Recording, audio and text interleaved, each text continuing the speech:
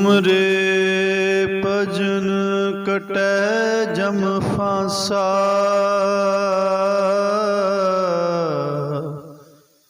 भगत हेत रागावै रविदासा। तुमरे भजन कटै जम फांसा, भगत हेत गावै रविदासा। चवर छतर तख्त दे मालक धन गुरु ग्रंथ साहिब महाराज जी दी पावन पवित्र हजूरी विच जुड़ बैठी गुरु प्यारी साध संगत जीओ, आओ सब तो पहला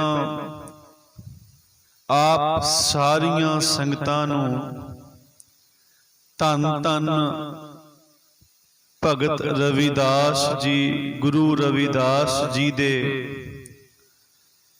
जन्म दिहाड़े दियां लख लख वधाइयां। आओ अज आप जी दे नाल भगत रविदास जी दे जन्म दिहाड़े नूं मुख रखदियां तीन पावन टॉपिक ते आप जी दे नाल विचार सांझी करनी। एक तां भगत जी दी जीवनी, दूसरा भगत जी दी बाणी ते तीसरा भगत जी दी विचारधारा। ये तीन विषयां ते आपां पंछी झात मारनी है। अज भगत रविदास जी दा जन्म दिहाड़ा है ते अज उन्हां नूं आपां याद करना है। भगत रविदास जी दी जीवनी ते भगत रविदास जी दी बाणी ते तीसरा भगत रविदास जी दी जो विचारधारा है। गुरमत विचारां दी इतिहास दी सांझ तो पहला आओ दिओ प्यार दा सबूत, कोई भी रसना वांझी ना रहे। सारी ही संगत गज के फतेह प्रवान करो। आखो वाहिगुरु जी का खालसा, वाहिगुरु जी की फतेह। गुरु प्यारिओ, जदों आपां जीवन दी गल करिए भगत रविदास जी दे ते कांशी दी ओ धरती है जिस धरती ते मेहनती परिवार है, ओ जोड़ा परिवार रहिंदा है जिन्हां दा नाम है कालू दास जी ते उन्हां दी धर्म पत्नी है लखपति, जिसदा नाम इतिहास विच आया है। इन्हां दे घर ये बड़ा ही मेहनती परिवार है। इन्हां दे घर एक पुत्र पैदा होया जिंदा नाम रखिया गया संतोख दास। संतोख दास दी जिहड़ी शादी है ये बीबी कलसा देवी जी दे नाल कीती गई है ते ये हुण जोड़ा नवां ये परिवार भाई संतोख दास ते नाल बीबी कलसा देवी, ये दोवें ही जी बड़े ही परमात्मा प्रभु दे भाणे विच रहण वाले ने ते इन्हां दे गुरमुखो समा बतीत हुंदा गया। जिहड़ा समा सी ओ 14वीं सदी दा अखीर दा समा है ते उस समय दे जिहड़े हालात सन, समाज दी इतनी ज्यादा दुर्दशा हो चुकी सी, ऊंच नीच करके ते जात पात दे भेद भाव करके जो भारत समाज है गुरमुखो, ये पूरी तरह ये खराब हो चुका सी।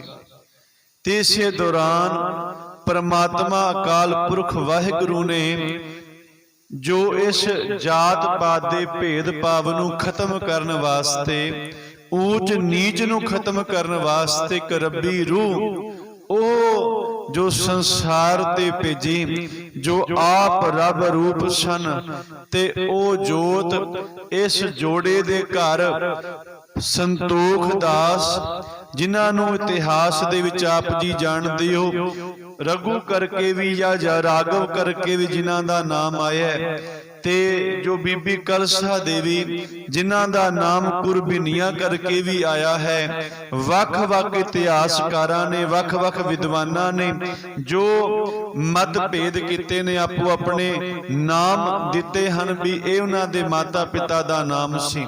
ਤੇ ਜਨਮ 1378 ਜੋ ਸਨ ਦੇ ਵਿੱਚ ਹੋਇਆ।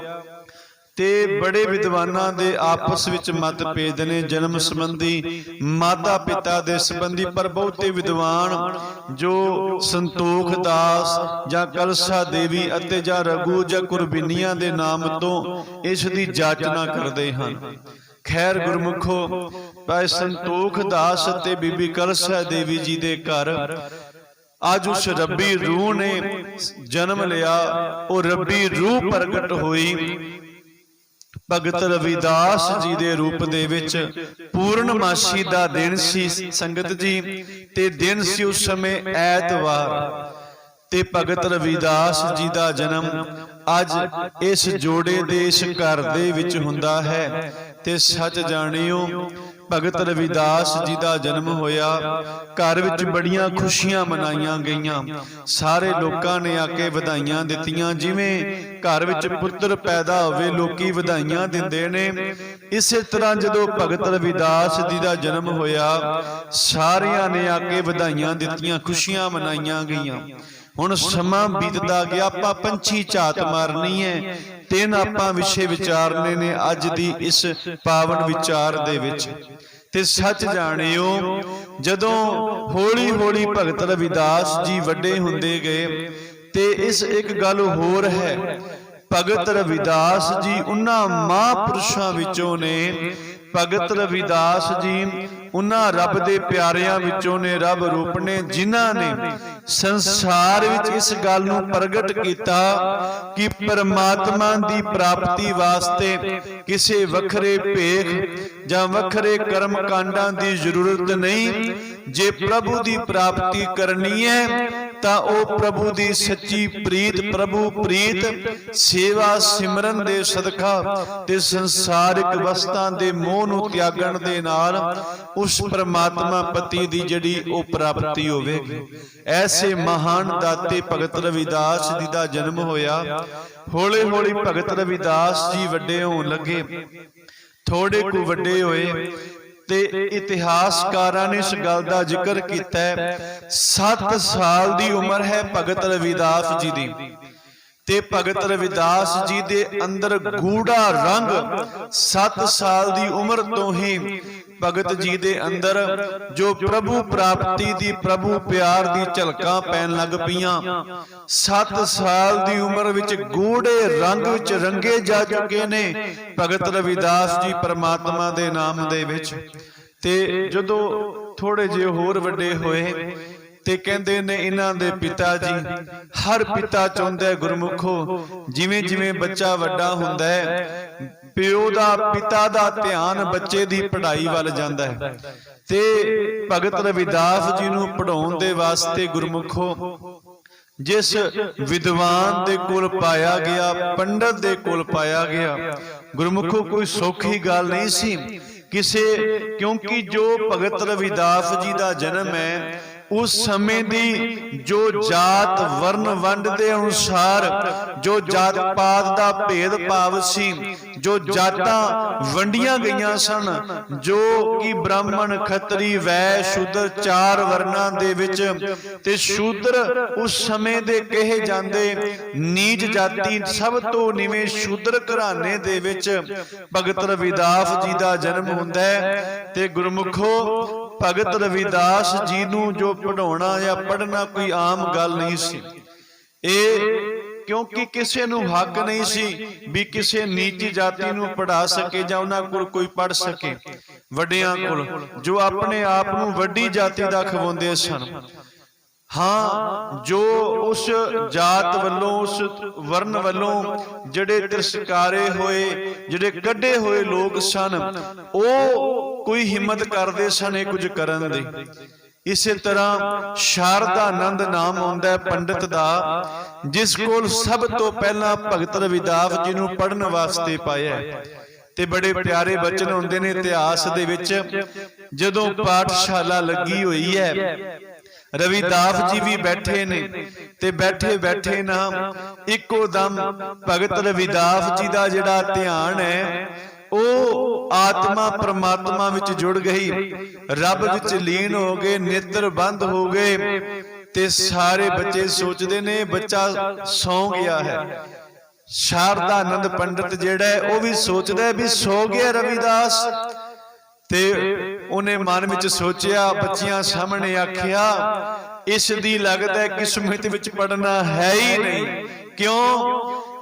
ਪਿਤਾ ਨੇ ਬੜੇ ਚਾਵਾਂ ਨਾਲ ਪੜਨ ਵਾਸਤੇ ਪਾਇਆ, ਪਰ ਇਹਨਾਂ ਲੱਗਦਾ ਮੈਨੂੰ ਵੀ ਇਹਨਾਂ ਦੀ ਜਿਹੜੀ ਕੰਮਕਾਰ ਜੋ ਖਾਨਦਾਨੀ ਹੈ ਇਹਦੇ ਹਿੱਸੇ ਵਿੱਚ ਉਹ ਹੀ ਲਿਖਿਆ ਹੈ। ਕਿਉਂਕਿ ਪੜ੍ਹਾਈ ਤੇ ਨੇ ਕਰਨੀ ਨਹੀਂ, ਕਲਾਸ ਵਿੱਚ ਪਾਠਸ਼ਾਲਾ ਵਿੱਚ ਸੁੱਤਾ ਪਿਆ। ਪਰ ਉਹਨਾਂ ਨੂੰ ਕੀ ਪਤਾ ਸੀ ਵੀ ਰਵਿਦਾਸ ਜੀ ਤੇ ਪਰਮਾਤਮਾ ਵਿੱਚ ਇੱਕ ਮਿੱਕ ਹੋਏ ਪਏ ਨੇ, ਲੀਨ ਹੋਏ ਪਏ ਨੇ। ਉੱਥੇ ਫਿਰ ਭਗਤ ਰਵਿਦਾਸ ਜੀ ਨੇ ਇੱਕ ਸ਼ਬਦ ਵੀ ਉਚਾਰਨ ਕੀਤਾ ਹੈ।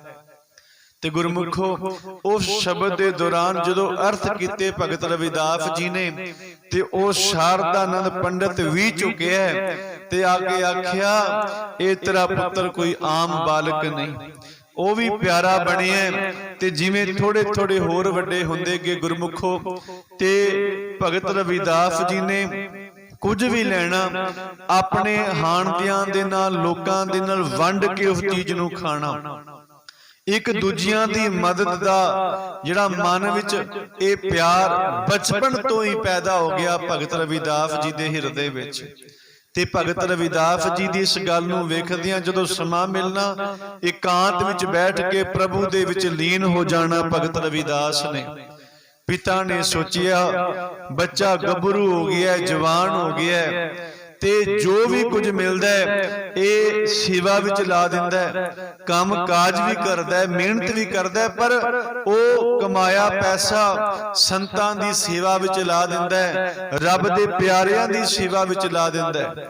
ਸੋਚਿਆ ਵੀ ਕਿਸੇ, ਕਿਉਂਕਿ ਗੁਰਮੁਖੋ ਕੋਈ ਸੌਖਾ ਨਹੀਂ ਸੀ ਉਸ ਸਮੇਂ ਜਦੋਂ ਇਹ ਜਾਤ ਦਾ ਵਰਨ ਵੰਡ ਹੋਵੇ, ਸਭ ਤੋਂ ਉੱਚੇ ਦਰਜੇ ਦਾ ਜਿਹੜਾ ਕਹਾਉਣ ਵਾਲਾ ਵਰਨ ਵੰਡ ਦੇ ਅਨੁਸਾਰ ਉਹ ਇਹ ਨਹੀਂ ਸੀ ਚਾਹੁੰਦਾ ਕਿ ਕੋਈ ਨੀਵੀਂ ਜਾਤੀ ਦਾ ਜਿਹੜਾ ਬੱਚਾ, ਨੀਵੀਂ ਜਾਤੀ ਦਾ ਲੋਕ ਉਹ ਪ੍ਰਭੂ ਦੀ ਭਗਤੀ ਕਰੇ, ਕਿਉਂਕਿ ਬੜੀ ਵੱਡੀ ਫਿਰ ਸਜ਼ਾ ਦਿੱਤੀ ਜਾਂਦੀ ਸੀ। ਸੱਚ ਜਾਣਿਓ ਪਿਆਰਿਓ, ਆਪ ਜੀ ਦਾ ਹਿਰਦਾ ਕੰਬ ਉੱਠੇਗਾ। ਇੱਥੋਂ ਤੱਕ ਇਹ ਪ੍ਰਚਲਿਤ ਸੀ ਕਿ ਜੇਕਰ ਕਿਸੇ ਸ਼ੂਦਰ ਦੇ ਕੰਨ ਵਿੱਚ ਰੱਬ ਦੀ ਕੋਈ ਗੱਲ ਪੈ ਵੀ ਜਾਏਗਾ ਹੈ, ਇਹ ਢਾਲ ਕੇ ਉਸ ਸ਼ੂਦਰ ਦੇ ਕੰਨ ਵਿੱਚ ਪਾ ਦਿੱਤਾ ਜਾਏ ਵੀ ਤਾਂ ਕਿ ਉਹ ਧਰਮ ਦੀ ਗੱਲ ਨਾ ਸੁਣ ਸਕੇ ਤੇ ਨਾ ਉਹ ਕਰ ਸਕੇ। ਐਸੇ ਸਮੇਂ ਦੇ ਦੌਰਾਨ ਭਗਤ ਰਵਿਦਾਸ ਜੀ ਦਾ ਪਿਆਰ ਰੱਬੀ ਰੰਗ ਵਿੱਚ ਰੰਗਿਆ ਜਾਣਾ ਇਹ ਪਿਤਾ ਜੀ ਨੂੰ ਬੜਾ ਦੁਖਦਾਈ ਕਰਦਾ ਹੈ, ਕਿਉਂਕਿ ਕੋਈ ਸਜ਼ਾ ਨਾ ਇਹਨੂੰ ਮਿਲੇ, ਕੋਈ ਪਤਾ ਨਾ ਕਿਸੇ ਨੂੰ ਲੱਗ ਜਾਏ। ਤੇ ਸੱਚ ਜਾਣਿਓ ਹੋਇਆ, ਹੌਲੀ ਹੌਲੀ ਭਗਤ ਰਵਿਦਾਸ ਜੀ ਜਦੋਂ ਗੂੜੇ ਰੱਬ ਵਿੱਚ ਰੰਗਦੇ ਗਏ, ਸੇਵਾ ਆਇਆ ਗਿਆਂ ਦੀ ਕਰਨੀ, ਤੇ ਪਿਓ ਨੇ ਸੋਚਿਆ ਕਿਉਂ ਨਾ ਇਸ ਤਰ੍ਹਾਂ ਕਰਾਂ ਵੀ ਇਹਨੂੰ ਸੰਸਾਰਿਕ ਮੋਹ ਮਾਇਆ ਬੰਧਨ ਦੇ ਬੰਧਨ ਵਿੱਚ ਪਾਇਆ ਜਾਵੇ, ਇਹਦਾ ਵਿਆਹ ਕਰ ਦਿੱਤਾ ਜਾਏ। ਜੇ ਵਿਆਹ ਕਰ ਦਿਆਂਗੇ ਤੇ ਇਹ ਹੋਵੇਗਾ ਵੀ ਬੱਚਿਆਂ ਵੱਲ ਧਿਆਨ ਜਾਵੇਗਾ, ਪਰਿਵਾਰ ਵੱਲ, ਤੇ ਇਸ ਪਾਸਿਓਂ ਥੋੜਾ ਦੂਰ ਹੋਵੇਗਾ, ਆਪਣੀ ਮਿਹਨਤ ਕਰੇਗਾ, ਮਸ਼ੱਕਤ ਕਰੇਗਾ। ਤੇ ਘਰ ਲੱਭਿਆ ਗਿਆ, ਪਰਿਵਾਰ ਲੱਭਿਆ, ਤੇ ਬੀਬੀ ਲੋਨਾ ਦੇਵੀ ਜੀ ਦੇ ਨਾਲ ਭਗਤ ਰਵਿਦਾਸ ਜੀ ਦੀ ਸ਼ਾਦੀ ਕਰ ਦਿੱਤੀ ਗਈ। ਤੇ ਇਹ ਜੋੜਾ ਬੜੇ ਪਿਆਰ ਨਾਲ ਰਹਿਣ ਲੱਗਾ। ਪਿਆਰਿਓ, ਬੀਬੀ ਲੋਨਾ ਦੇਵੀ ਜੀ ਪਤੀਵ੍ਰਤਾ ਇਸਤਰੀ ਤੇ ਭਾਣੇ ਵਿੱਚ ਰਹਿਣ ਵਾਲੀ, ਰਜ਼ਾ ਵਿੱਚ ਰਹਿਣ ਵਾਲੀ। ਭਗਤ ਰਵਿਦਾਸ ਜੀ ਕਿਰਤ ਕਰਦੇ ਨੇ, ਪਿਓ ਦੇ ਨਾਲ ਹੱਥ ਵਟਾਉਂਦੇ ਸਨ। ਚਮੜੇ ਗੰਢਣ ਦਾ ਕੰਮ ਸੀ ਪਿਆਰਿਓ, ਜੋ ਖਾਨਦਾਨੀ ਕੰਮ ਚੱਲਦਾ ਆ ਰਿਹਾ ਸੀ। ਭਗਤ ਰਵਿਦਾਸ ਜੀ ਨੇ ਬਚਪਨ ਤੋਂ ਹੀ ਕੰਮ ਸੰਭਾਲਿਆ ਸੀ ਤੇ ਕੰਮ ਕਾਜ ਕਰਾਉਂਦੇ ਨੇ ਨਾਲ। ਤੇ ਜਦੋਂ ਸਮਾਂ ਮਿਲਦਾ ਪ੍ਰਭੂ ਦੀ ਭਗਤੀ ਵਿੱਚ ਲੀਨ ਹੁੰਦੇ ਨੇ। ਬੀਬੀ ਲੋਨਾ ਦੇਵੀ ਜੀ ਬੜੇ ਰਜ਼ਾ ਵਿੱਚ ਰਹਿਣ ਵਾਲੇ ਸਨ। ਇਹਨਾਂ ਦੇ ਘਰ ਇੱਕ ਪੁੱਤਰ ਪੈਦਾ ਹੁੰਦਾ ਹੈ। ਇਤਿਹਾਸ ਵਿੱਚ ਨਾਮ ਆਇਆ ਵਿਜੈ ਦਾਸ। ਅੱਗੇ ਜਾ ਕੇ ਬਹੁਤਾ ਉਹਨਾਂ ਦਾ ਇਤਿਹਾਸ ਸਾਨੂੰ ਜੋ ਪੜਨ ਨੂੰ ਨਹੀਂ ਮਿਲਦਾ, ਤੇ ਪਰ ਇੱਥੋਂ ਤੱਕ ਜ਼ਿਕਰ ਆਉਂਦਾ ਹੈ। ਤੇ ਭਗਤ ਰਵਿਦਾਸ ਜੀ ਪਿਆਰਿਓ, ਉਹਨਾਂ ਦਾ ਨਿਤ ਬਰਤ ਦਾ ਇਹ ਦਿਨ ਕੰਮ ਵੱਧਦਾ ਗਿਆ। ਸੇਵਾ ਕਰਨੀ, ਮਾਇਆ ਲੋੜਵੰਦਾਂ ਤੇ ਖਰਚ ਕਰਨਾ, ਇੱਥੋਂ ਤੱਕ ਕੋਈ ਰੱਬ ਦੇ ਪਿਆਰੇ ਆ ਜਾਣੇ, ਫਕੀਰ ਆ ਜਾਣੇ, ਉਹਨਾਂ ਦੀ ਸੇਵਾ ਫ੍ਰੀ ਦੇ ਵਿੱਚ ਕਰ ਦੇਣੀ। ਹੁਣ ਪਿਓ ਨੇ ਸੋਚਿਆ ਵੀ ਇਸ ਤਰ੍ਹਾਂ ਤੇ ਕੰਮ ਨਹੀਂ ਚੱਲਣਾ। ਆਪਣੀ ਕੁਝ ਜ਼ਮੀਨ ਜੋ ਲਾਗੇ ਬੰਨੇ ਥੋੜੀ ਜੀ ਸੀ, ਉੱਥੇ ਇੱਕ ਛੋਟੀ ਜੀ ਕੁਟੀਆ ਪਾ ਕੇ ਭਗਤ ਰਵਿਦਾਸ ਜੀ ਨੂੰ ਦੇ ਦਿੱਤੀ, ਤੇ ਨਾਲ ਜੋ ਧਨ ਨਹੀਂ ਦਿੱਤਾ, ਨਗਦੀ ਪੈਸਾ ਨਹੀਂ ਦਿੱਤਾ। ਕਿਉਂ? ਵੀ ਇਹਨੇ ਸੇਵਾ ਵਿੱਚ ਖਰਚ ਕਰ ਦੇਣਾ, ਤੇ ਉਹ ਜਗ੍ਹਾ ਪਾ ਕੇ ਦੇ ਦਿੱਤੀ ਵੀ ਆਪਣਾ ਕਮਾਓ ਤੇ ਆਪਣਾ ਖਾਓ, ਮਿਹਨਤ ਕਰੋ। ਤੇ ਭਗਤ ਰਵਿਦਾਸ ਜੀ ਨੇ ਕੁਝ ਨਾ ਬੋਲੇ, ਬੜੇ ਪਿਆਰ ਨਾਲ ਰਜ਼ਾ ਵਿੱਚ ਰਹਿ ਕੇ ਆਪਣੇ ਘਰਦਿਆਂ ਦੇ ਨਾਲ ਅੱਡ ਰਹਿ ਕੇ, ਵੱਖਰੇ ਰਹਿ ਕੇ ਫਿਰ ਉਹਨਾਂ ਨੇ ਰਹਿਣਾ ਸ਼ੁਰੂ ਕਰ ਦਿੱਤਾ। ਤੇ ਨਿਤ ਹੋਰ ਪਿਆਰ ਰੱਬ ਦੇ ਰੰਗ ਵਿੱਚ ਰੰਗਦੇ ਗਏ। ਪਿਆਰਿਓ, ਜਿਵੇਂ ਜਿਵੇਂ ਜੁੱਤੀਆਂ ਗੰਢਦੇ ਨੇ, ਉਵੇਂ ਉਵੇਂ ਭਗਤ ਰਵਿਦਾਸ ਜੀ ਜਿਹੜੇ ਉੱਥੇ ਲੋਕ ਆਉਂਦੇ ਨੇ ਕੰਮ ਕਰਾਉਣ ਵਾਸਤੇ, ਜੁੱਤੀਆਂ ਗੰਢਾਉਣ ਵਾਸਤੇ, ਉੱਥੇ ਫਿਰ ਜੁੱਤੀਆਂ ਨਹੀਂ ਗੰਢਦੇ, ਜੁੱਤੀਆਂ ਗੰਢਦਿਆਂ ਭਗਤ ਰਵਿਦਾਸ ਜੀ ਉਹਨਾਂ ਲੋਕਾਂ ਦੇ ਹਿਰਦਿਆਂ ਵਿੱਚ ਪਰਮਾਤਮਾ ਦਾ ਨਾਮ ਗੰਢ ਦਿੰਦੇ ਨੇ, ਪਰਮਾਤਮਾ ਨਾਲ ਜੋੜ ਦਿੰਦੇ ਨੇ। ਉਸ ਪਰਮਾਰਥ ਤੋਂ ਤੋਰ ਕੇ ਉਸ ਪਰਮਾਤਮਾ ਦੇ ਨਾਲ, ਵਾਹਿਗੁਰੂ ਦੇ ਨਾਲ ਜੋੜਦੇ ਨੇ ਭਗਤ ਰਵਿਦਾਸ ਜੀ। ਤੇ ਭਗਤ ਰਵਿਦਾਸ ਜੀ ਪਿਆਰਿਓ, ਇਹ ਜੀਵਨ ਵਿੱਚ ਉਹਨਾਂ ਦੇ ਜਿਹੜੇ ਆਪਾਂ ਸਾਖੀਆਂ ਦਾ ਜ਼ਿਕਰ ਕਰੀਏ, ਉਹਨਾਂ ਦੇ ਜੀਵਨ ਕੌਤਕਾਂ ਦਾ ਜ਼ਿਕਰ ਕਰੀਏ, ਤੇ ਬਹੁਤ ਲੰਮਾ ਵਿਚਾਰ ਪੈਦਾ ਹੋ ਜਾਏਗੀ, ਬੜਾ ਲੰਮਾ ਵਿਸ਼ਾ ਪੈਦਾ ਹੋ ਜਾਏਗਾ। ਇੱਥੇ ਆਪਾਂ ਥੋੜਾ ਜਿਹਾ ਸੰਕੋਚਨ ਹੈ। ਭਗਤ ਰਵਿਦਾਸ ਜੀ ਦੀ ਜੇਕਰ ਆਪਾਂ ਬਾਣੀ ਦੀ ਗੱਲ ਕਰੀਏ, ਤੇ ਗੁਰਮੁਖੋ ਭਗਤ ਰਵਿਦਾਸ ਜੀ ਦੇ 40 ਸ਼ਬਦ ਗੁਰੂ ਗ੍ਰੰਥ ਸਾਹਿਬ ਜੀ ਦੀ ਬਾਣੀ ਦੇ ਅੰਦਰ 16 ਰਾਗਾਂ ਦੇ ਵਿੱਚ ਦਰਜ ਨੇ। ਤੇ ਭਗਤ ਰਵਿਦਾਸ ਜੀ ਨੇ ਸਮੁੱਚੀ ਆਪਣੀ ਬਾਣੀ ਦੇ ਅੰਦਰ ਪ੍ਰਮਾਤਮਾ ਪ੍ਰਭੂ ਦੀ ਭਗਤੀ, ਨਾਮ ਸਿਮਰਨ ਤੇ ਉਸ ਪ੍ਰਮਾਤਮਾ ਨਾਲ ਪਿਆਰ ਪਾਉਣ ਦੀਆਂ ਜੁਗਤਾਂ, ਰੱਬੀ ਸਿਮਰਨ ਦੀਆਂ ਬਰਕਤਾਂ ਦਾ ਜ਼ਿਕਰ ਕੀਤਾ ਹੈ। ਤੇ ਸੱਚ ਜਾਣਿਓ, ਇਸ ਤੋਂ ਇਲਾਵਾ ਵੀ ਗੁਰੂ ਗ੍ਰੰਥ ਸਾਹਿਬ ਜੀ ਦੀ ਬਾਣੀ ਤੋਂ ਬਾਹਰ ਵੀ ਇੰਨੀ ਕੁ ਹੋਰ ਬਾਣੀ ਭਗਤ ਰਵਿਦਾਸ ਜੀ ਦੀ ਆਪਾਂ ਨੂੰ ਮਿਲਦੀ ਹੈ। ਤੇ ਭਗਤ ਰਵਿਦਾਸ ਜੀ ਦੀ ਜੇਕਰ ਵਿਚਾਰਧਾਰਾ ਦੀ ਆਪਾਂ ਗੱਲ ਕਰੀਏ, ਤੇ ਭਗਤ ਰਵਿਦਾਸ ਜੀ ਨੇ ਜਦੋਂ ਪ੍ਰਮਾਤਮਾ ਦੀ ਭਗਤੀ ਦੀ ਗੱਲ ਕੀਤੀ, ਜੀਵਨ ਦੀ ਗੱਲ ਕੀਤੀ, ਤੇ ਉਹਨਾਂ ਨੇ ਆਖਿਆ, ਭਾਈ ਇਹ ਜਿਹੜਾ ਜੀਵਨ ਪ੍ਰਾਪਤ ਹੋਇਆ ਹੈ ਨਾ, ਇਹ ਪ੍ਰਮਾਤਮਾ ਦੀ ਭਗਤੀ ਵਾਸਤੇ ਪ੍ਰਾਪਤ ਹੋਇਆ ਹੈ। ਉਹਨਾਂ ਆਖਿਆ, ਚਿਰੰਕਾਲ ਜਨਮ ਪੁਨ ਫਲ ਪਾਇਓ, ਬਿਰਥਾ ਜਾਤ ਬਵੇਕੈ। ਇਹ ਬੜੇ ਲੰਮੇ ਸਮੇਂ ਤੋਂ ਬਾਅਦ ਸਾਨੂੰ ਮਨੁੱਖਾ ਜੀਵਨ ਮਿਲਿਆ। ਤੇ ਜਦੋਂ ਪ੍ਰਮਾਤਮਾ ਸਿਮਰਨ ਦੀ ਗੱਲ ਉਹਨਾਂ ਨੇ ਕੀਤੀ, ਪ੍ਰਮਾਤਮਾ ਦੀ ਭਗਤੀ ਦੀ ਸਰਬ ਵਿਆਪਕਤਾ ਦੀ ਗੱਲ ਉਹਨਾਂ ਨੇ ਕੀਤੀ, ਕਿ ਮਾਲਕ ਪਰਮਾਤਮਾ ਸਾਰੇ ਪਾਸੇ ਰਮਿਆ ਹੋਇਆ ਹੈ। ਸਰਬੇ ਏਕ ਅਨੇਕੈ ਸੁਆਮੀ, ਸਭ ਘਟ ਭੁਗਵੇਂ ਸੋਈ। ਕਹੋ ਰਵਿਦਾਸ ਹਾਥ ਪੈ ਨਿਰੈ, ਸਹਿਜੇ ਹੋਏ ਸੋ ਹੋਈ। ਉਹ ਮਾਲਕ ਤੇ ਸਾਡੇ ਹੱਥ ਤੋਂ ਵੀ ਨੇੜੇ ਹੈ, ਭਾਵ ਸਾਰਿਆਂ ਦੇ ਹਿਰਦੇ ਵਿੱਚ ਵਸਿਆ ਹੋਇਆ ਹੈ। ਪ੍ਰਭੂ ਪ੍ਰੀਤ ਦੀ ਗੱਲ ਕੀਤੀ, ਸਾਚੀ ਪ੍ਰੀਤ ਹਮ ਤੁਮ ਸਿਓ ਜੋਰੀ, ਤੁਮ ਸਿਓ ਜੋਰ ਅਵਰ ਸੰਗ ਤੋਰੀ।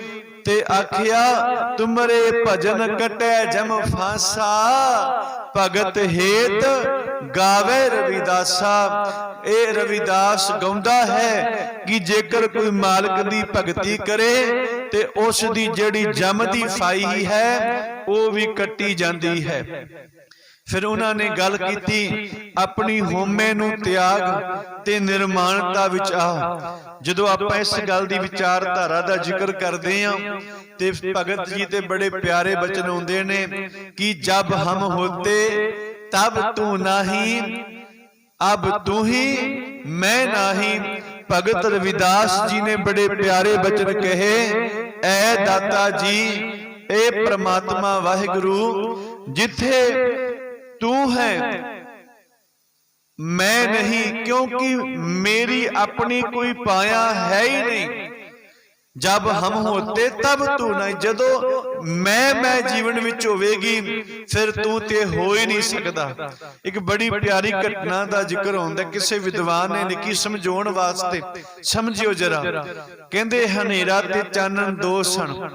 हनेरा जिहड़ा चानन तो रोशनी तो बड़ा कटदा है, ते कहंदे ने हनेरे ने जाके परमात्मा नूं शिकायत कीती, कहंदा ऐ रब्बा जिहड़ा चानन है ना ये मैनू बड़ा तंग करदा है, बड़ा दुखी करदा है। रब ने आख्या की करदा है? कहंदा जिथे मैं जाना ना उत्थे आ जांदा है, ते फिर मैनू बड़ी दिक्कत परेशानी हुंदी है, ते बड़ा मैनू तंग करदा है। ते रब ने कहंदे ने बुलाया चानन नू, रोशनी नू, ते बुलाया, कहंदे भी तू तंग करदा है सुनिया। उन्हें आख्या चानन ने भी ऐ रब्बा मेरे मुंह ते करा, जे मैं तंग करदा मेरे मुंह ते करा। ते फिर बुलाया रब ने, कहंदे ओनू हनेरे नू, हनेरा आया ते हनेरे नू रब ने आख्या भी चानन ये कहंदा है भी जे असल विच मैं तंग करदा सचमुच ना ते हनेरे नू कहो मेरे मुंह ते आके कवे। हनेरा कहन लगा यही ते मेरी तंगी है, यही ते मेरी मुश्किल है, मैं उनके सामने आ ही नहीं सकता। क्यों? क्योंकि जदों मैं उनके सामने आना मैं खत्म हो जाना। इस करके कहन तो भाव भी जिथे चानन है उत्थे अंधेरा है ही नहीं, ते जिथे हनेरा है उत्थे फिर चानन नहीं। भगत रविदास जी ने बड़े प्यारे शब्द वरते, ऐ परमात्मा वाहिगुरु जी जब हम होते तब तू नहीं, जदों मैं होवे फिर तू ते है ही नहीं। अब तू ही मैं नहीं, हुण ते दातिया केवल तू ही है, हुण मैं नहीं। जिवें बाबा कबीर जी ने क्या, कबीर मेरा मुझ में किछ नहीं, जो कुछ है सो तेरा, जो कुछ भी है दातिया तेरा है, तेरा तुझको सौंपते क्या लागे मेरा, तेरा तेनू सौंप के मेरा अपना की कुछ भी नहीं। भगत रविदास जी दे बड़े प्यारे शब्द, उन्होंने आख्या असल विच प्यारिओ ए दुनिया दे लोगों, कोई जात करके छोटा नहीं, कोई ऊंच नीच दा भेदभाव नहीं, सब जीव परमात्मा दे पैदा किते हुए ने, सब परमात्मा ने बनाए ने।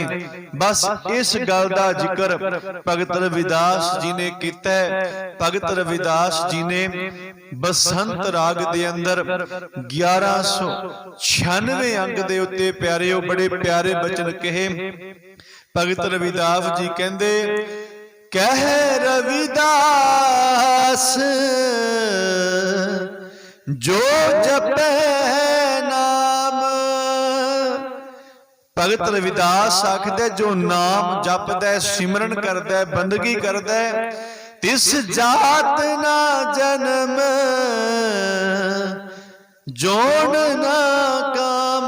जिहड़ा सिमरन करदा बंदगी करदा सिमरन दी बरकत दे नाल उसदी जात भी खत्म हो जाती है, उसदा जन्म ते मरण भी खत्म हो जाता है, ते उसदा जूना विच भटकना भी खत्म हो जाता है।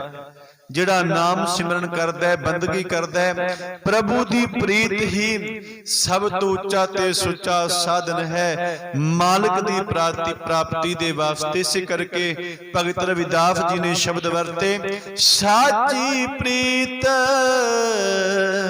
हम तुम स्यो जोरी, तुम स्यो जोर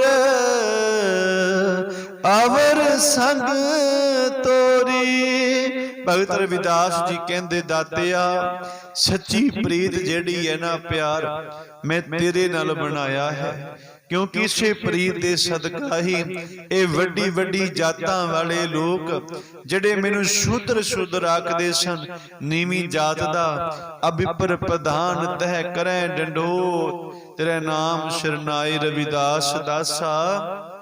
इस नाम दे सदका ही अज वड्डे वड्डे ब्राह्मण पूजदे ने, मत्था टेकदे ने, वड्डियां वड्डियां जातां वाले वड्डे वड्डे राजे। क्योंकि पंडित सूर छत्रपत राजा, भगत बराबर अवर ना कोई। भावें वड्डी जात दा पंडित होवे, विद्वान होवे, राजा होवे, बड़ा बड़ा छत्रपति होवे, भगत दे बराबर ए तुल मात्र ने। भगत दे सामने इन्हां दी कोई पाया नहीं। परमात्मा दा भगत सब तो वड्डा है। सतगुरु धन भगत रविदास जी, गुरु रविदास जिन्हां दी समुची बाणी सानू प्रभु दी प्रीत नाल जोड़दी है, सानू प्रभु दे सिमरन नाल जोड़दी है, सिमरन दियां बरकतां दे नाल जोड़दी है, सानू दुनियावी पदार्थां दे मोह माया नू त्याग के सच दे मार्ग नू धारनी बनाउण दा उपदेश दिंदी है। पातशाह कृपा करन भगत रविदास जी जिन्हां दे आप जी दे नाल गुरमत विचारां दी सांझ पाई जीवन संबंधी होईयां बेअंत प्रकार दीयां भुलां गलतियां माफ करनियां गुरु अते गुरु की संगत बख्शनहार है। प्रवानो जी फतेह आखो। वाहिगुरु जी का खालसा, वाहिगुरु जी की फतेह।